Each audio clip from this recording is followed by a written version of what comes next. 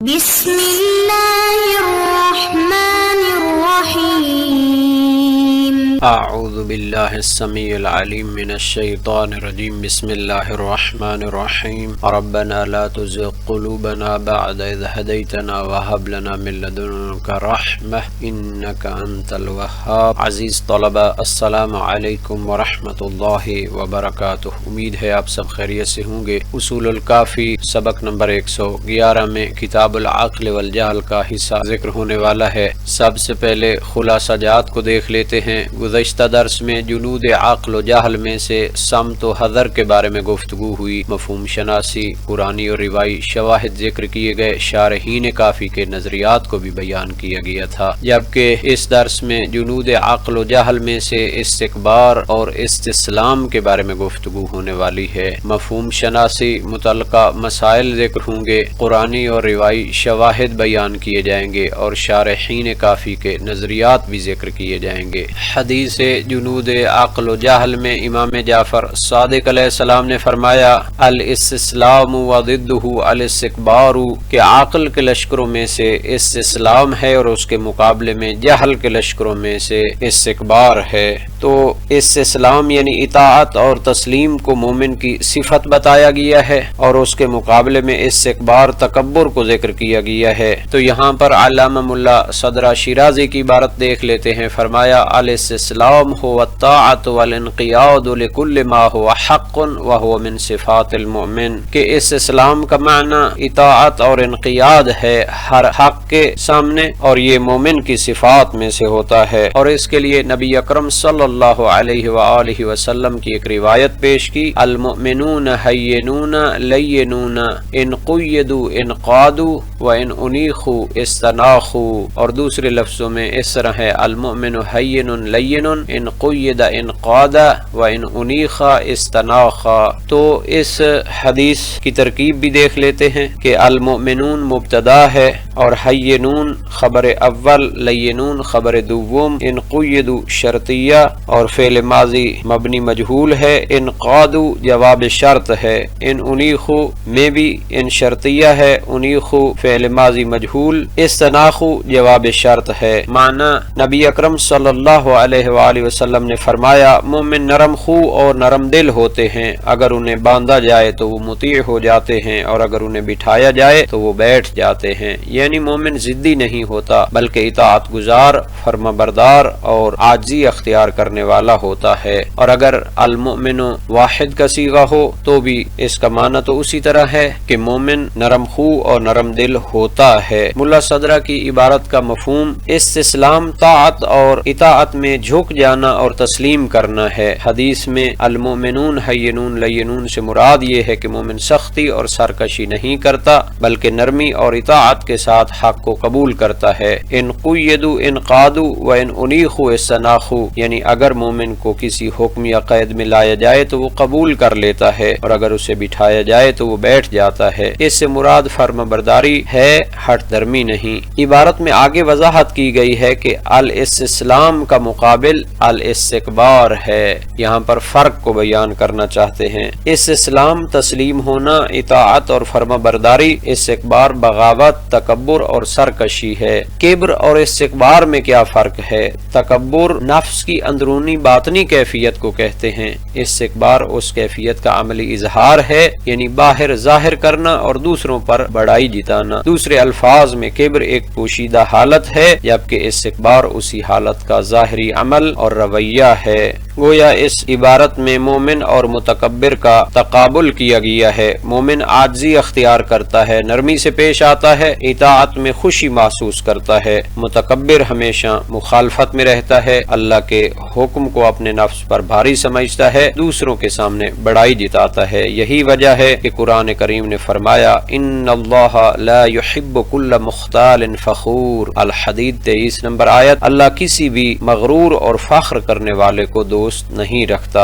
اگر ہم چاہتے ہیں کہ ہمارے دلوں میں ایمان کی روشنی باقی رہے تو ہمیں اپنی زندگی میں استسلام پیدا کرنا ہوگا۔ اللہ، رسول اور اہل بیت کے فرمان کے آگے سر جھکانا ہی ایمان کی علامت ہے۔ اگر انسان کے دل میں تھوڑا سا بھی تکبر چھپ جائے تو آہستہ آہستہ وہ استکبار میں ظاہر ہوتا ہے اور انسان کو شیطان کے راستے پہ ڈال دیتا ہے۔ یہاں تک اس بارے میں ملا صالح مازندرانی کے نظریے کا تعلق ہے تو ان کی عبارت کو بھی دیکھ لیتے ہیں۔ فرمایا اس اسلام سے ظاہر یہ ہے کہ طاعت اور انقیاد ہوتا ہے حق کی پیروی میں، اور یہ دراصل حکمت کی شاخ ہے جو قوہ ناطقہ عقل کے اعتدال سے جنم لیتی ہے، اور یہ عدالت کا ایک فرع ہے کیونکہ عادل کی بنیاد تین قوتوں کے توازن پر ہے: قوہ ناطقہ عقل اور قوہ غضبیہ، قوت شہوانیہ۔ جب یہ تینوں قوتیں اعتدال پر ہوں تو استسلام یعنی اطاعت اور تسلیم وجود میں آتا ہے۔ استکبار یعنی حق سے منہ موڑنا اور اس کے آگے جھکنے سے انکار کرنا، یہ جور ظلم کی شاخ ہے جو عادل کے مقابل میں ہے۔ خلاصہ یہ کہ استسلام حکمت اور عادل کی شاخ ہے۔ یہ اس وقت پیدا ہوتا ہے جب عقل، غصہ اور خواہشیں تینوں میں اعتدال قائم ہو۔ استکبار جور و ظلم کی شاخ ہے یعنی عادل کے خلاف۔ مومن کا جھکنا اور تسلیم ہونا دراصل عادل کے ساتھ زندگی بسر کرنا ہے۔ متکبر کا رویہ ظلم اور سرکشی کی پیداوار ہے۔ ملا صدرہ نے زیادہ فلسفیانہ انداز میں کبر و استکبار کو اندرونی اور بیرونی کیفیت قرار دیا، جبکہ ملا صالح مازندرانی نے اخلاقی نفسیاتی زاویے سے استسلام اور استکبار کو قوائے عقل، غضب اور شہوت اور عدل و جور کے ساتھ جوڑ دیا ہے، اور آخر میں انہوں نے بھی استکبار اور کبر میں فرق کو بیان کیا ہے۔ جہاں تک امام خمینی کے نظریے کا تعلق ہے تو انہوں نے 22ویں مقصد میں اپنی کتاب جنود عقل و جہل میں 2 فصلوں میں استسلام اور استکبار کے بارے میں گفتگو کی ہے۔ فصل اول میں استسلام اور استکبار کا معنی بیان کیا، اور یہ لسان العرب سے نقل کیا ہے کہ استسلام اظہار اطاعت اور انقیاد ہے اور حق و حقیقت کی اطاعت، جبکہ استکبار وہ تمرد، سرکشی اور طغیان اور تکبر ہے۔ فرمایا جان لینا چاہیے کہ انسان کا دل جب آفات و عیوب سے سالم ہو تو وہ حق کو اپنی فطرت سلیمہ سے پا لیتا ہے، اور جب اس کو درک کرتا ہے تو اس کے سامنے تسلیم ہوتا ہے۔ جب اس کے سامنے تسلیم ہوتا ہے تو اس کی اطاعت کرتا ہے۔ تو جب انسان کا دل سالم ہو، پاکیزہ ہو، تو اس سے تسلیم حاصل ہوتی ہے، اور تسلیم سے پھر ظاہری انقیاد بھی حاصل ہوتا ہے، یعنی وہ اپنے خالق و مالک کی اطاعت کرتا ہے۔ لیکن اگر انسان کا دل معیوب ہو اور اس میں خود پسندی اور تکبر پیدا ہو چکا ہو تو ایسی صورت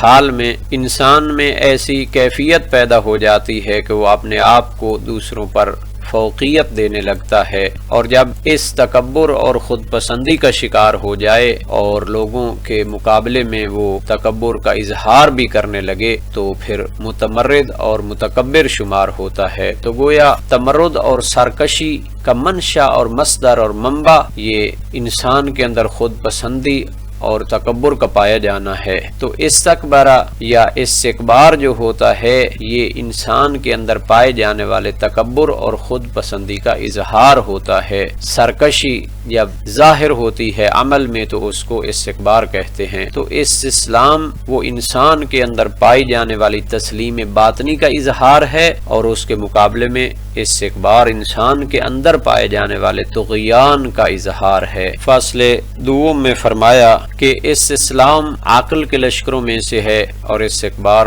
جہل کے لشکروں میں سے ہے۔ فرمایا سابقہ بیان سے واضح ہو جاتا ہے کہ استسلام یہ پاکیزہ فطرت کے لوازم میں سے ہے، اور استکبار یہ اس فطرت کے لوازم میں سے ہے جس پر پردے پڑے ہوں۔ چونکہ انسان اگر اپنی فطرت پر باقی ہو، فطرت سلیمہ پر باقی ہو، جو کہ یہ اللہ تعالیٰ کی عطا ہے، اور اس میں آفات اور عیوب پیدا نہ ہوئے ہوں، تو پھر وہ حق کو درک کرتا ہے، اس کو پسند کرتا ہے اور اس کے سامنے تسلیم ہوتا ہے۔ اور اس مطلب کے لیے نبی اکرم صلی اللہ علیہ وآلہ وسلم کی اسی حدیث کو بھی پیش کیا ہے جس کو جناب ملا صدرہ نے ذکر کیا تھا۔ مزید فرماتے ہیں کہ انسان کی جب فطرت پہ پردے پڑ جائیں اور وہ خود پسندی کا شکار ہو اور عوامل طبیعی کی تحت تاثیر واقع ہو جائے تو وہ حق سے فرار اختیار کرتا ہے اور حق کو وہ نہایت سنگین اور سخت سمجھتا ہے اور طغیان اور نافرمانی کی راہ پہ چلتا ہے۔ جہاں تک اس اسلام اور استکبار کے متعلق قرآنی اور روایی شواہد اور علماء کے بیانات کا تعلق ہے تو مفہوم کے واضح ہونے کے بعد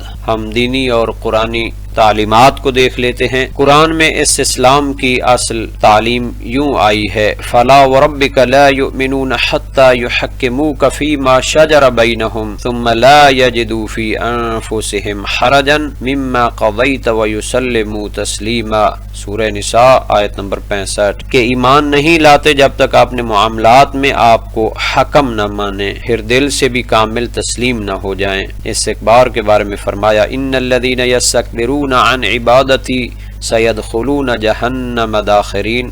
سورہ غافر آیت نمبر 60 جو میری عبادت سے تکبر کریں گے وہ ذلیل ہو کر جہنم میں داخل ہوں گے۔ ملا سالم مازندرانی کا نظریہ بیان ہوا کہ وہ اس اسلام کا مطلب حقیقت کے سامنے باطنی طور پر راضی ہونا، اور اگر انسان کی خواہش کے خلاف ہو تب بھی اس کو ماننا، جبکہ استکبار یہ ہے کہ انسان انا کے پردے میں حقیقت سے بھاگے۔ ملا صدرہ اسفار میں اس اسلام کو عقل کے نور سے نشأت پکڑنا قرار دیتے ہیں جو انسان کو کائنات میں اپنی ابدیت کا ادراک دلاتا ہے، جبکہ استکبار جہل کا تاریک پردہ ہے جو انسان کو ربوبیت وہمی میں مبتلا کرتا ہے۔ اسی طرح دیگر عرفاء ابن عربی، سید حیدر عاملی نے بھی اس اسلام کو فنا فی اللہ کی ایک منزل قرار دیا ہے کہ بندہ اپنی ذات کو بالکل ہٹا دے، اور استکبار بقا بالوہم ہے، یعنی انسان اپنے نفس کو خدا کے مقابلے میں دیکھے۔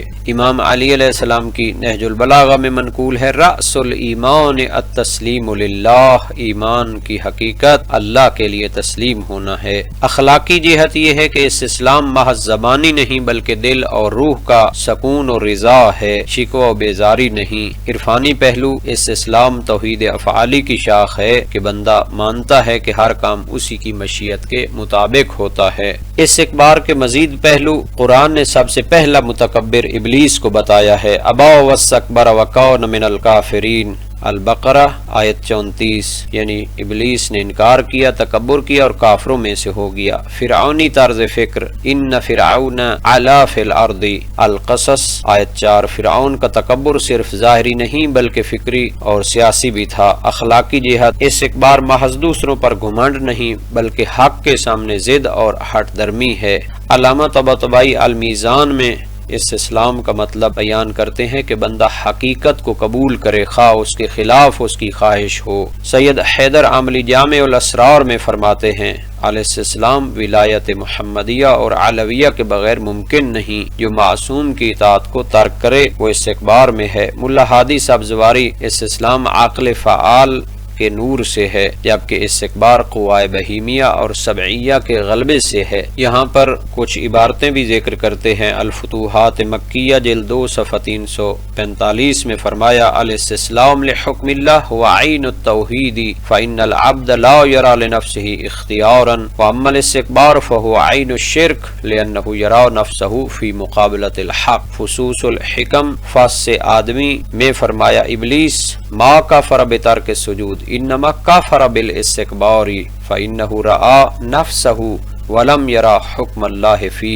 ابلیس سجدہ نہ کرنے سے کافر نہ ہوا بلکہ استکبار سے کافر ہوا کیونکہ اس نے اپنی ذات کو دیکھا اور اللہ کے حکم کو نہ مانا۔ سید حیدر عاملی متوفى 787 جامع الاسرار و منبع الانوار میں فرماتے ہیں، الاستسلام الکامل لا یکون الا بولایت محمد و آل محمد۔ نص النصوص فی شرح الفصوص میں فرماتے ہیں، التسلیم هو علامہ الایمان و استکبار علامت النفاق ولہذا کان ابلیس رأس المنافقین۔ جناب ملا صدرہ نے حکمت متعالیہ فی الاسفار الاربعہ میں جلد 7 صفحہ 21 میں فرمایا، الاستسلام انہ من انوار العقل بہ یفنى العبد عن نفسہ و یثبت بالحق والاستکبار من ظلمات الجہل و بہ یثبت العبد بنفسہ و یغیب عن الحق۔ ملا ہادی سبزواری کی شرح منظومہ میں بھی ہے، الاستسلام قوت عقلیت نورانیہ والاستکبار قوت وہمیۃ شیطانیہ۔